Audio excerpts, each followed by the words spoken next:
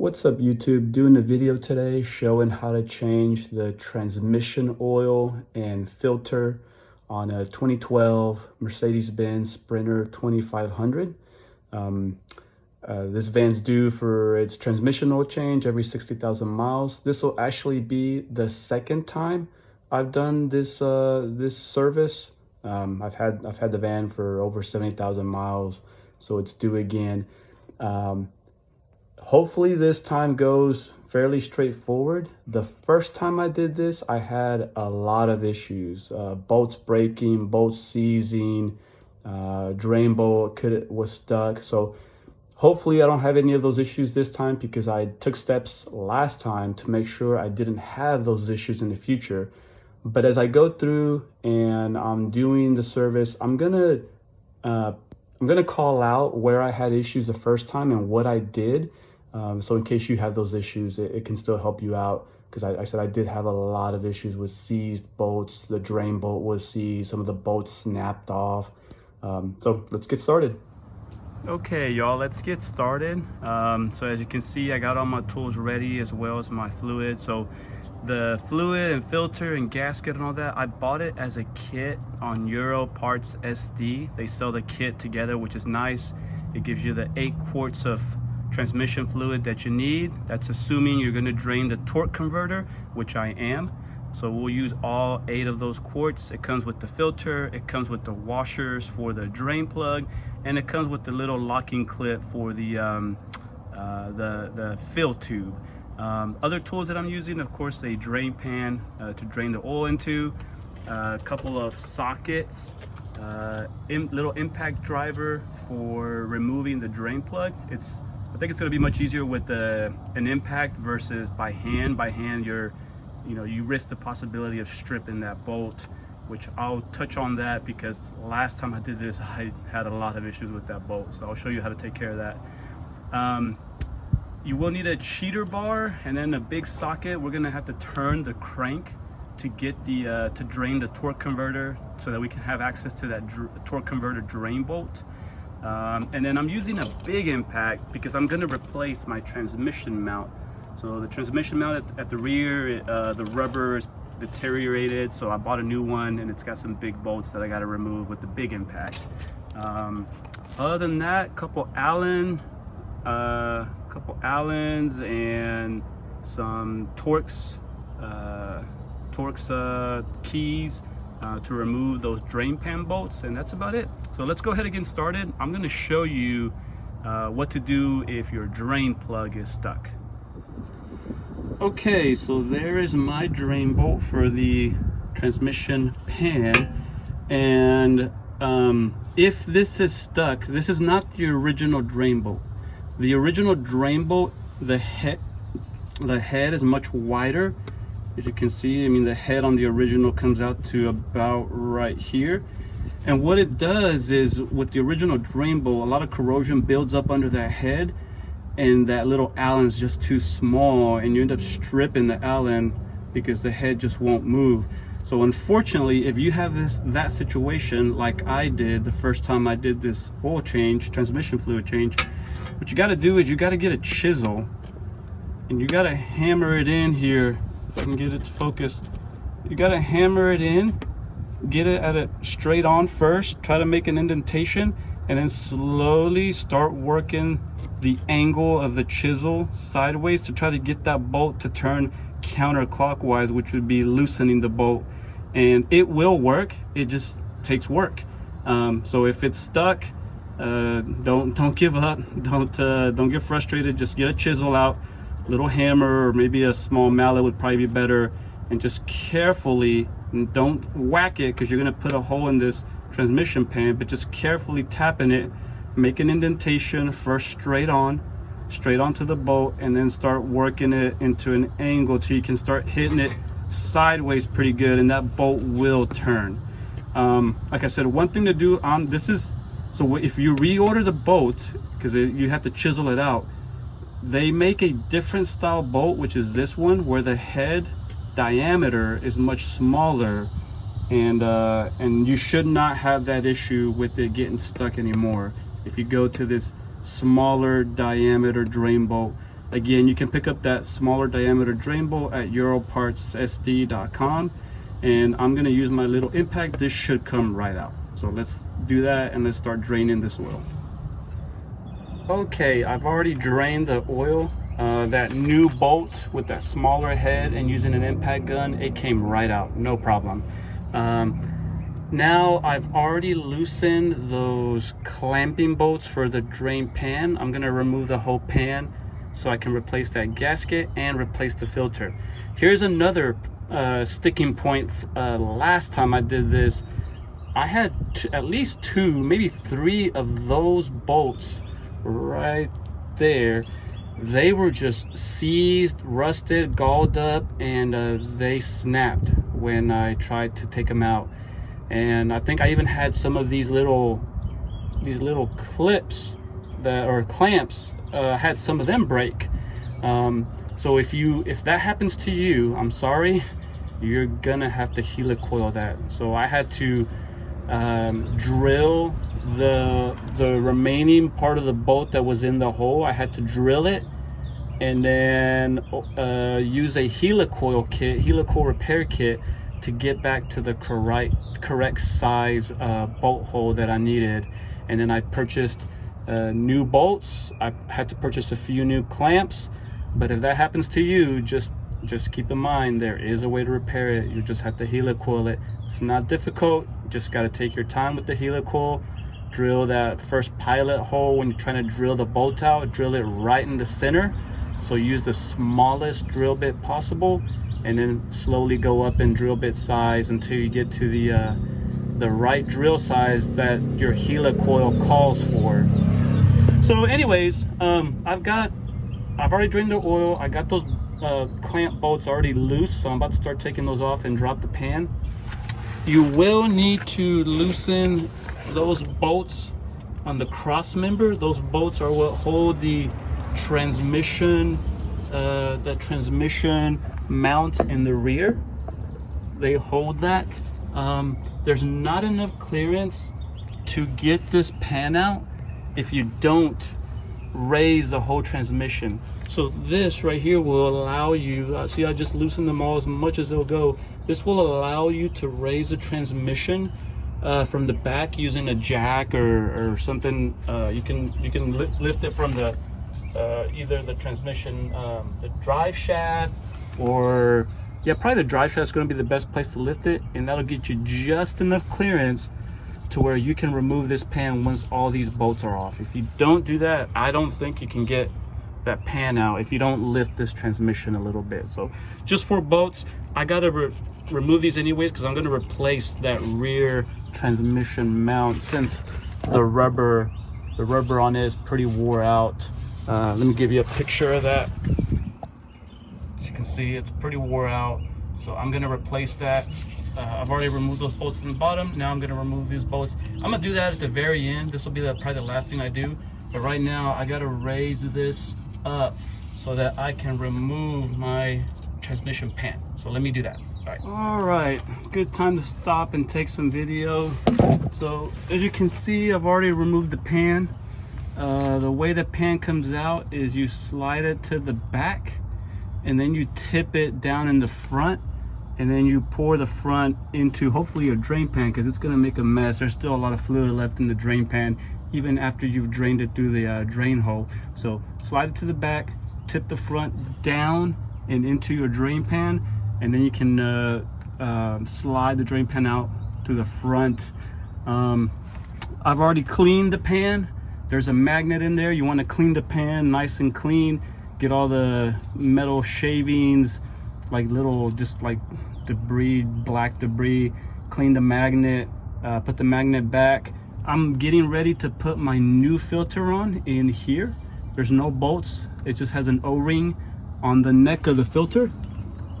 There's an O-ring on that neck, and it slides in here the same way the old one came out. Make sure that your old filter has the O-ring on the neck, because if it gets stuck in here, then you're gonna have an O-ring in here and an O-ring on the new one. You'll be doubling up O-rings. Okay, so like I said, I'm getting ready to put this back, put the filter back, put the transmission pan back. I did go ahead and replace the transmission mount. That's already a new one.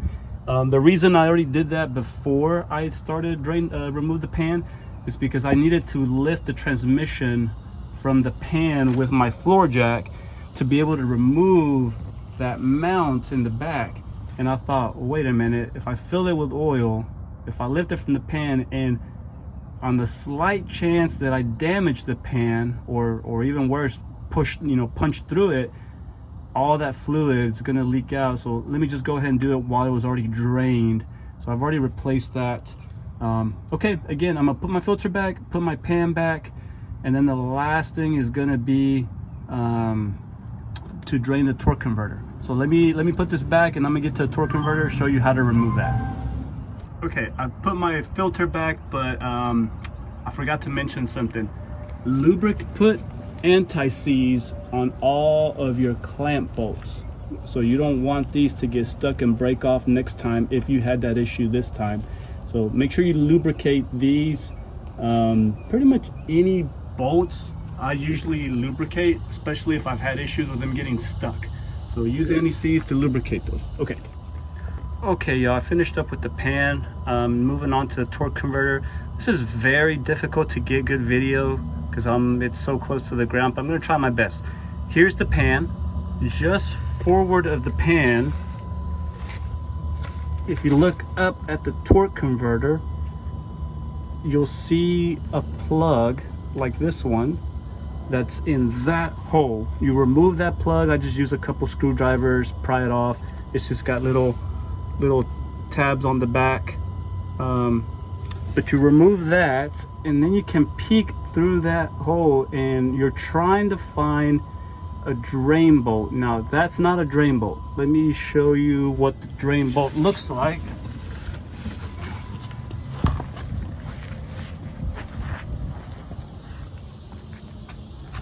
The drain bolt looks like that little bolt.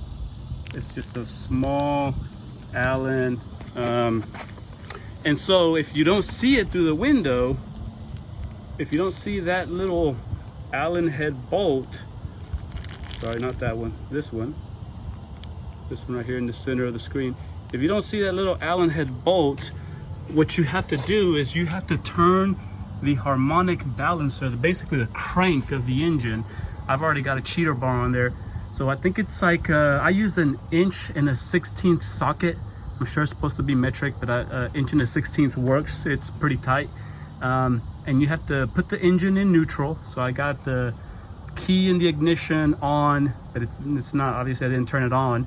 It's just in the second position, and I've got my my cheater bar there, and I'm gonna turn it. You can rotate it clockwise if you're looking at it, so like you're trying to tighten that harmonic balancer bolt, that crank bolt. You're trying to tighten it.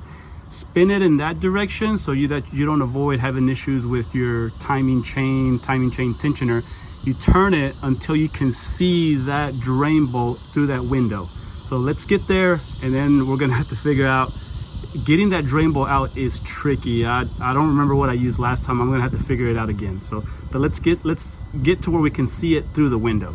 Okay, here's a better idea of what that torque converter drain bolt looks like. It's a 4mm Allen head. As far as the best way to get it out, good luck. It's tough. I think last time I tried several different size of Allen keys to try to find one that would do me the best, and I think I ended up just like choosing the smallest one and taking my gloves off so I could get a better grip and get my hands in there. It's a tight spot, and I think I just used a small Allen and just turned it a few degrees at a time until it came loose. The hard part is getting it started, because it's got, the new bolt comes with Loctite on it. So anyways, let me show you, now that I've turned the engine with my cheater bar, I can see the bolt, this drain bolt. Let me show it to you, and then I'm gonna remove it, and then I'll take more video.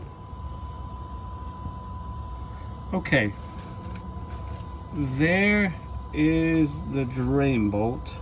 If I can get this thing, can't get it to focus right. You can see it's just a little Allen head bolt. There's a very small window. It's a pretty tight area that you're working in.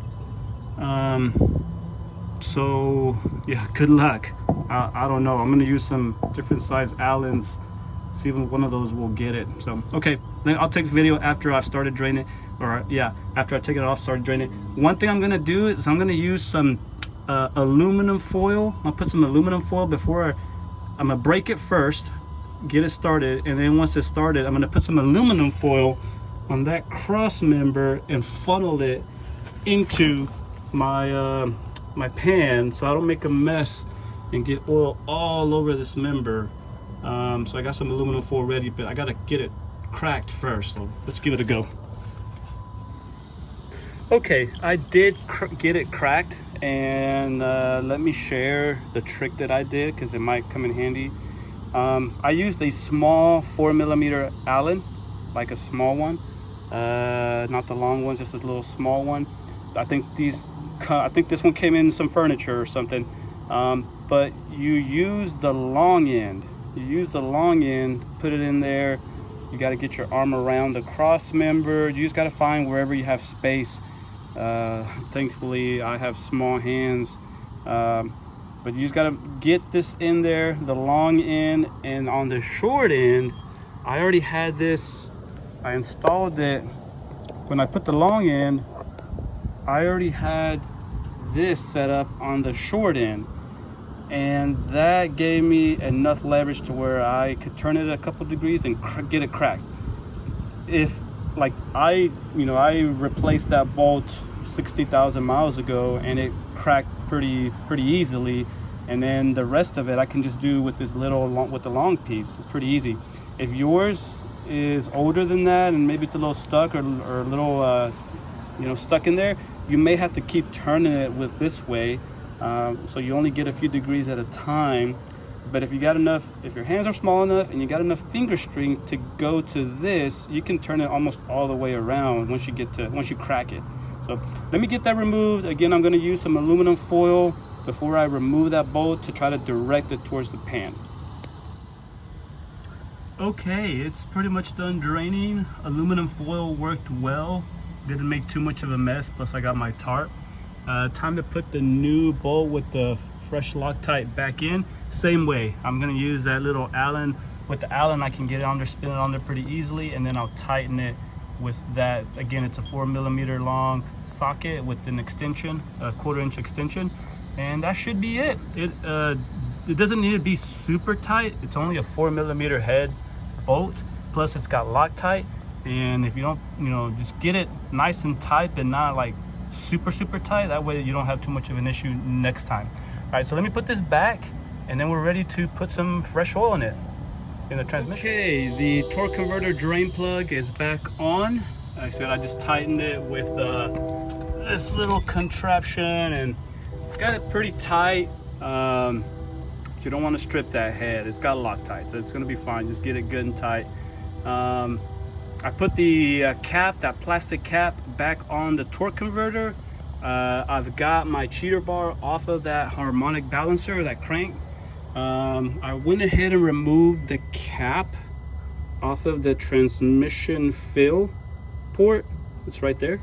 The way you get this cap off is, you'll see it's got this little red tab on top.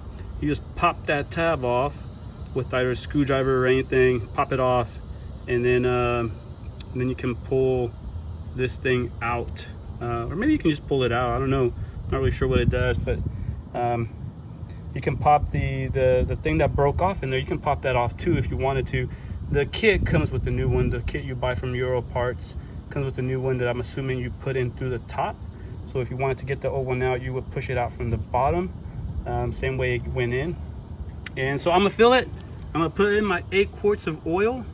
I'm gonna put my cap back on, use the new lock, and that's it.